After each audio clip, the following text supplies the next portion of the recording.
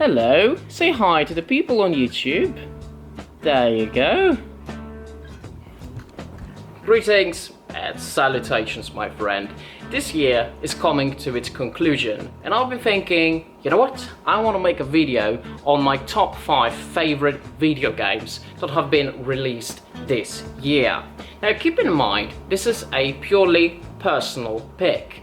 So your choice of games that you think were the best this year is going to be most likely different from mine, and that's completely okay.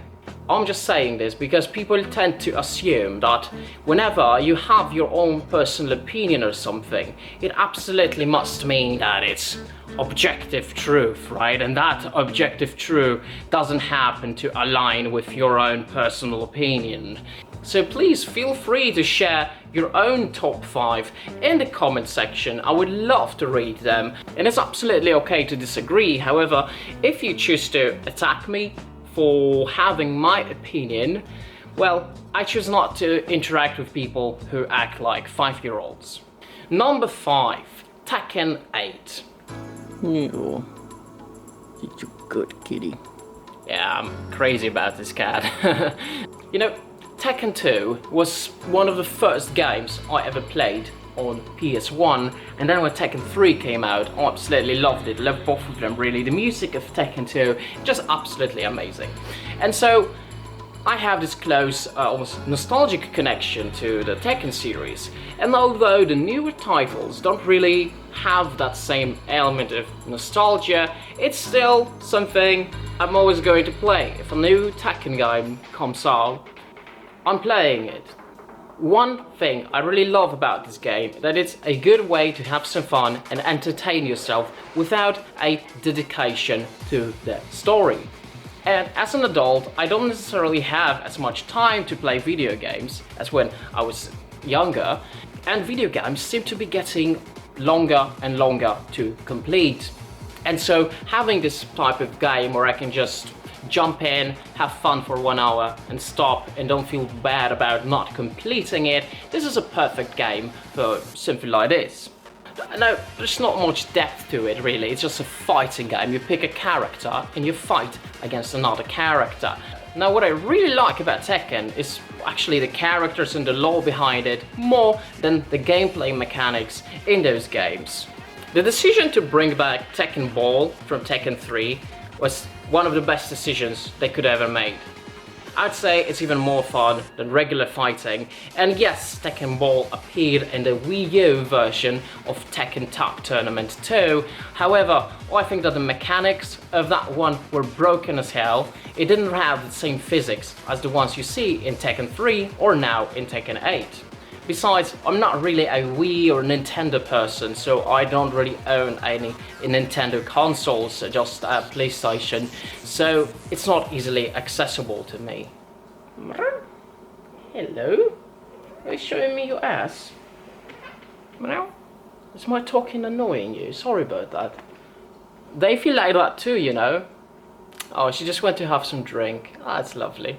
The story mode, although really short, is a little better than Tekken 7. I enjoyed the story more than the one of Tekken 7. However, I'm not a big fan of this type of story mode format, which I think was introduced by Mortal Kombat before it was done by Tekken.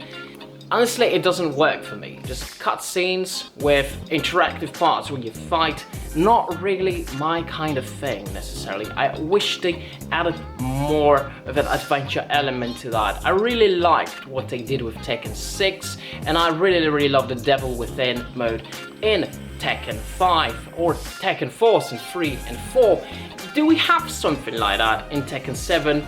Well, yes and no, kind of. There's this one portion of the story mode where the Tekken Force mechanics come into play. However, it's very short-lived and you cannot play it outside of that one section of story mode. I think it should have been its own unique mode in the game, like Tekken Force used to be back in the day. However, we didn't really get that. I'm still hoping for it, but at this point, I'm really not sure. I think they just don't care. And it's just such a wasted opportunity.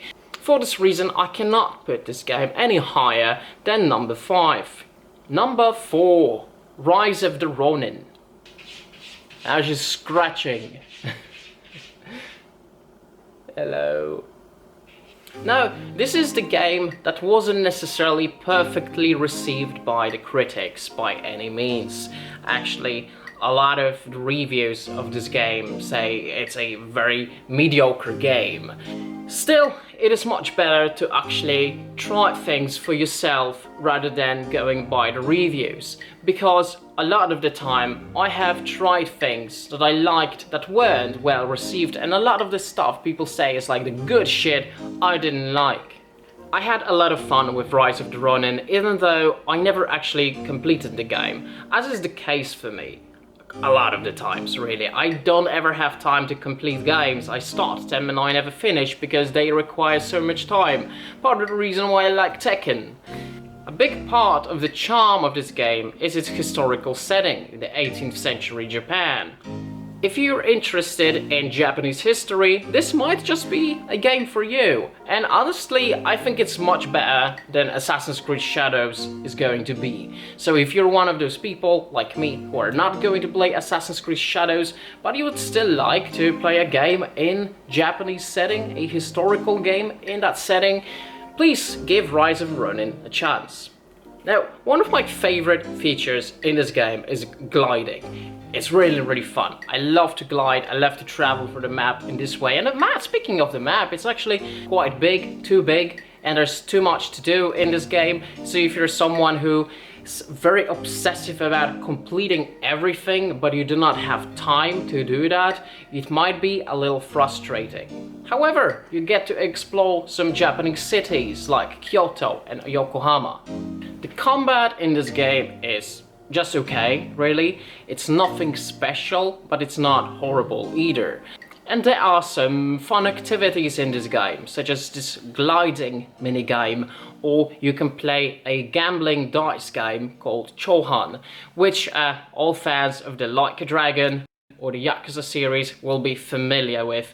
Unfortunately, they decided to remove that minigame from the Like a Dragon series after Yakuza 0. So seeing it in Rise of the Ronin was really fun, although I wish they had more of this kind of thing, but you know, it's not like a Dragon game. You cannot expect it to have 10,000 minigames. The game offers you a lot of freedom of choice. You can choose what factions you wish to support, the pro-shogunate or anti-shogunate. As such, there is this political element to the game, and you can participate on how it unfolds. It is not a game that I could recommend to absolutely everyone, but if you're the right person for this game, I think you're really going to enjoy it. Number 3, Like a Dragon Infinite Wealth. Well, I mentioned the Like a Dragon series while I was talking about the Rise of the Ronin, and now at number 3 we have this game. Now, I have really mixed feelings about this game. I think it's one of the weakest entries in the Like a Dragon series. Its story is definitely one of the worst. Still, even those weakest entries in this series are still like top tier compared to the general stuff we have on the market. Now, in terms of gameplay, I don't really think it's the weakest one. I think they really improved on the turn-based mechanics that they introduced in 7. I would lie if I said that I didn't have a lot of fun with this game, especially with stuff like Dondoku Island and Crazy Delivery, and like I said, even like the main type of combat was really improved and really fun. However, when it comes to the story, it's just one of those games where you really don't care that much. It's not as bad as Yakuza 5. I think that one was really bloated and wasn't really going anywhere, and the conclusion was really forgettable. If you asked me, I wouldn't even know what Yakuza 5 was actually about. There are more memorable moments in Infinite Wealth for sure, but it's just, I think that the whole Hawaiian cult thing didn't really appeal to me, and I didn't necessarily like the Hawaiian setting. I think I prefer when Yakuza games are actually in Japan. However, while it is one of my least favorites when it comes to the story, it also has some of my favorite character moments. And I'm just gonna have to say it, there's going to be a huge spoiler right now, but I want to talk about it. So if you do not want to hear it, please skip to whatever is showing up here on the screen. When I'm talking about the character moments, I am of course talking about the Kiryu and Date moments. Now, these two have now been friends for almost 20 years. And I think there are very few people who know Kiryu more than Date does. Now, considering that Kiryu is dealing with having cancer and sort of preparing himself for leaving this world, those moments he shares with Date and how Date enables him to actually see a lot of people he met in the past, it's really beautiful. I think it's one of the best parts of this whole series, even though this game is also really heartbreaking, because seeing this man who throughout the years we think of as indestructible is now so vulnerable here, and it breaks my heart, to be honest. And let me tell you, Kiryu is really someone that I absolutely love. I think he's the best video game character ever written, and if he was a real person, I'd probably want to marry him. Although I'm not really a big fan of marriage, but I think I'll make an exception for him. Infinite Wealth is an imperfect masterpiece because underneath this mediocre main storyline hides a story about human relationships at its core. Infinite Wealth also happened to be the only game released this year that I just so happened to complete, and it says a lot about its quality. Number 2, Silent Hill 2 Remake. Now, let me be completely honest with you.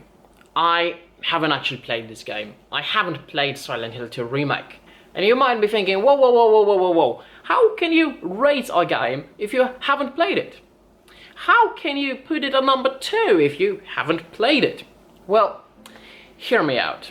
Silent Hill 2, the original one on PS2, released back in 2001, is, believe it or not, my favorite game of all time.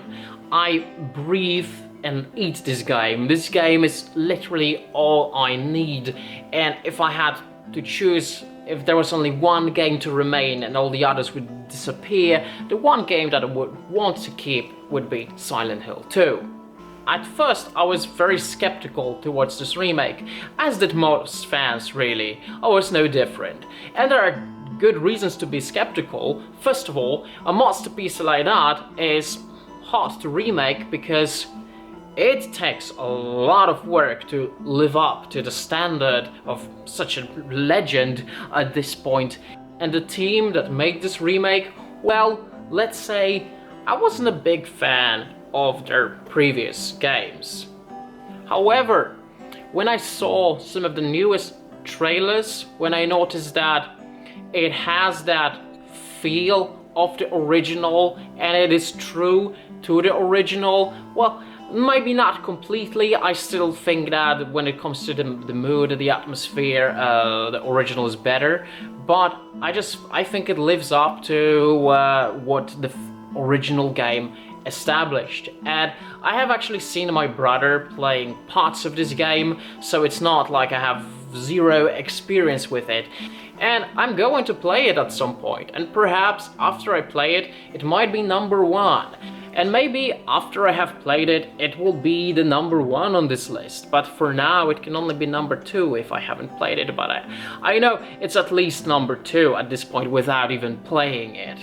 Playing this game is something I am really looking forward to, and experiencing this story once again in a new way offers something new, and I think I need something refreshing because it is a game I have completed like maybe 12 times in total, which is quite a lot. I don't think there's any game I have ever completed as many times as I have completed Silent Hill 2.